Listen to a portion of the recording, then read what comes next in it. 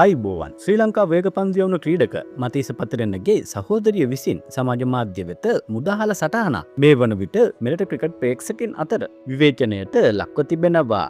ඇය සහෝදරයාගේ කැපවීම සම්බන්ධයෙන් විවේචකයින්ට පිළිතුරු දීමට උත්සාහ කළද ඒ ප්‍රේක්ෂකයින් දැඩි ලෙස කෝපයට පත් කිරීමට හේතු වී ඇති බවයි වාර්තා වෙන්නේ.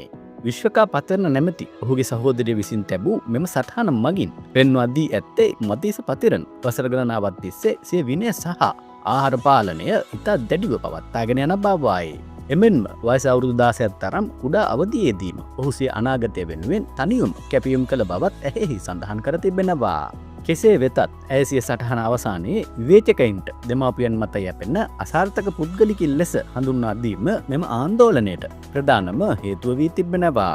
මෙම ප්‍රකාශය සමග මෙට්‍ර ක්‍රිකට් ලෝලින් සිය අප්‍රසාදය පළ කරමින් පවසා සිටින්නේ ක්‍රීඩකයෙකුගේ පෞද්ගලික කැපවීම අගය කළද ඔහු රට වෙනුවෙන් දක්වන දායකත්වය ඊට වඩා වැදගත් වන බවයි. විශේෂයෙන්ම මතීස පතිරණ ජාතික කණ්ඩෑම නියෝජනය කරන අවස්ථාවන්හිදී නිතර ආබාධයට ලක්වීමත් ලීග් තරඟාවලි සඳහා ඉතා කෙටි කාලයකින් සුවය ලබා ක්‍රීඩා කිරීමත් ප්‍රේක්ෂකයන්ගේ දැඩි ප්‍රශ්න කිරීමකට ලක්ව තිබෙනවා. බොහෝ ප්‍රේක්ෂකයෝ චෝදනා කරන්නේ ජාතික කණ්ඩෑමට වඩා ලීග් තරඟාවලි සඳහා ප්‍රමුඛතාවය දෙන ක්‍රීඩකයන් වෙනුවෙන් මෙවැනි අභියෝගාත්මක ප්‍රකාශ සිදු කිරීම නොකළ යුතු බවයි. සමාජ මාධ්‍ය පරිශීලකයින් පවසන්නේ ප්‍රේක්ෂකයන්ගේ විවේචන දරාගත නොහැකි නම් නිහඬව සිටීම වඩාත් උචිත බවයි.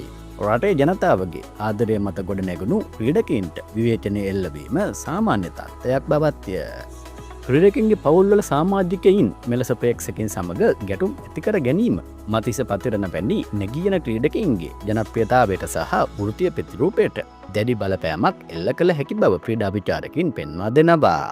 කෙසේ වෙතත් මෙම සිදුවීම සම්බන්ධයෙන් මතීස පතිරණ මෙතෙක් නිල ප්‍රකාශයක් සිදු කර නැහැ. අලුත්ම ක්‍රීඩා තොරතුරකින් නැවත හමු වෙනකන් ඔබට සුබ දවසක්.